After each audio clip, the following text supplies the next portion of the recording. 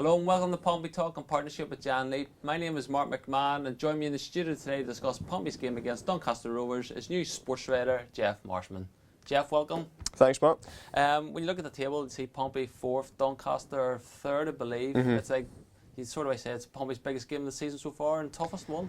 Yeah, it's looking that way. I mean, they did go to Morecambe, didn't they, earlier in the season when Morecambe were flying high, but in terms of the teams that they've been up against so far, if you were looking at, like, say, the bookmakers' odds before the season, this is probably the toughest one that they've had to face so far. It's interesting going into the game how close these two teams are, isn't it, with their records so far? I think both on 17 points. It's only goals scored, so the goal difference is exactly the same. It's only goals scored that separates the two sides, and they are two that I would be thinking would be right up there come the end of the season. But in order to do so, they're obviously going to have to keep up their winning ratio, and for Pompey at home, they've been superb this season, haven't they? I think it's 4 wins from 5, and unbeaten. The other one was a draw, wasn't it? And they just seem to be scoring more and more goals at home each week as the weeks go by. So fingers crossed they can get back to that, because they have been a tiny bit Jekyll and Hyde this season in terms of home and away form, which, as we've spoken about before, is a real sort of reverse to what they were at times last season. So fingers crossed they can get back to winning ways at Fratton Park, which is what they've been good at so far this season. And yeah, it's a real good test, a real good examination of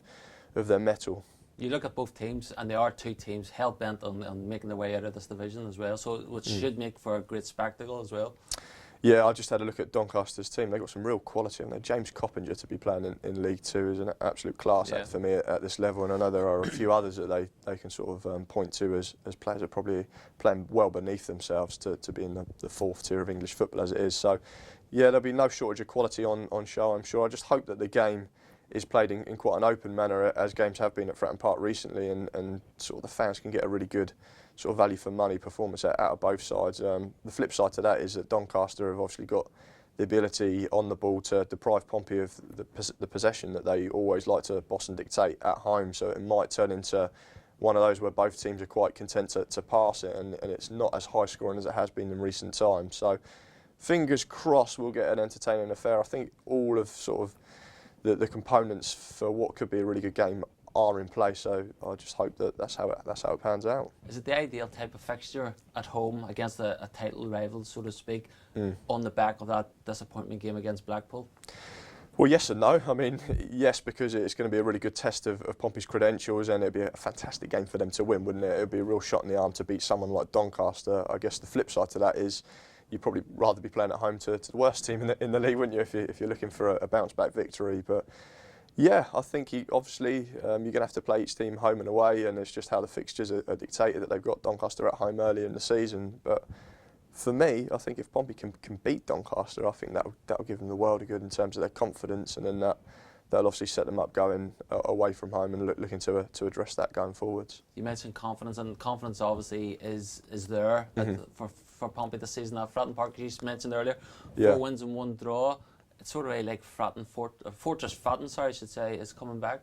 Yeah, it's certainly looked that way. I think what they have done at home this season well is they've started games well. I know they've conceded goals early in a couple of them, but they've had this sort of real attacking intent about them in the first half that was possibly lacking last season. We were looking at so many games. I think you'll remember that at half-time it was 0-0, and it was like, well, then sort of this sort of growing sense of, oh God, it's not going to be our day, starts to mount at Fratton Park, and away teams get buoyed and confident by the fact that they've held Pompey to a clean sheet in the first half, and they go, well, it's only another 45 minutes of what we've just done.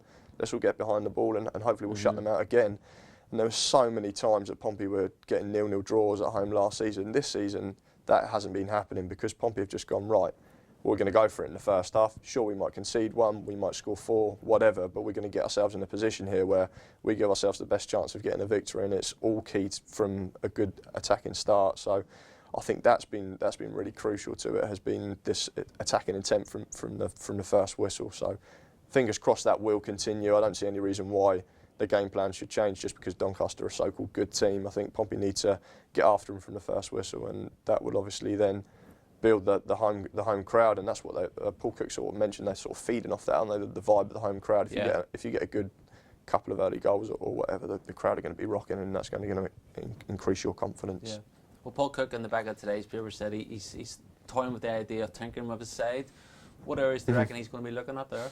Well, it's fair enough. If you're going to tinker with your side, you tinker with it after you've had a disappointment, and the 3-1 defeat at Blackpool was well below what Pompey are capable of. So there'll be certain players there that probably don't deserve to keep their place. The interesting one there is that if that was the right team for Blackpool, then surely on paper that should be the right team for Doncaster, because that's your best team. But if he was going to look at changing, you hate to single people out, but we're not the manager, are we? So they're not going to fall out with us too much. I think probably in wide areas might be where you'd look. I know Kyle Bennett obviously used to play for Doncaster. He hasn't been the most popular one with fans, but it's the kind of game where he could just burst into life and come back in, and that would be like his breakout game that then gets his confidence back up and running. Cal Naismith obviously played, didn't he, at Blackpool, so possibly he might be one to come out, but you don't really know until Paul Cook puts the team sheet out. There've been a couple of times this season that he's surprised us. I think the only one that I would definitely like to keep in the team at the moment is this kind of Chaplin at the top. Right. So I was going to actually mention Curtis Main, because Curtis Main obviously is somebody that is on his way back from full fitness. He could have been one that came straight in there, but you'd rather have to keep Chaplin there. I think it's hard to drop Chaplin after it was 2 goals in 2 games, isn't it? You don't drop your players who are playing well, and like undisputedly Chaplin is the form player for Pompey at the moment. He's looked fantastic, hasn't he? And he just looks like, even when he's probably not in games, he always looks lively. Like if a chance falls to him, he's going to put it in the back of the net, and that's what you want out your strikers. They're always going to give 100% effort. That's what Chaplin embodies, isn't it? He's always chasing after lost causes, this, that, and the other. And maybe when he's not on his game completely, he can always then just turn it on and put the ball in the back of the net. I think he's indispensable to this team. I think this team should build around him. He is, for me, the future, the focal point, him and Gary Roberts linking up for this team. So as long as he's fit, I think you keep him in there. Curtis Main, I'd love to see him come on. I think this could be a perfect game. Just for the hostile reception of these. Well, yeah, it'd be interesting from a fan's perspective just to see how much he gets booed and how he reacts to that. But having interviewed Curtis Main myself, he looks like the kind of bloke who could not care less about what people think of him. Do you want to explain first and foremost, though, why he's in for a hostile reception? Yeah, of course. So Curtis Main was at Doncaster last season. That was the club he was playing for. He kind of fell a little bit out of favour there, so they decided it'd be a good idea. They were going fine in the league at the time. They loaned him out to Oldham, who were kind of down towards the bottom end of the table, fighting a bit of a relegation scrap. Main goes out on loan to Oldham, starts scoring a number of goals for them. Their form picks up. All of a sudden, Doncaster, their form slides, and the Doncaster boss, Darren Ferguson, obviously son of Sir Alex, decides, right, it's probably a good idea we get this boy Curtis back in our team because he's full of confidence.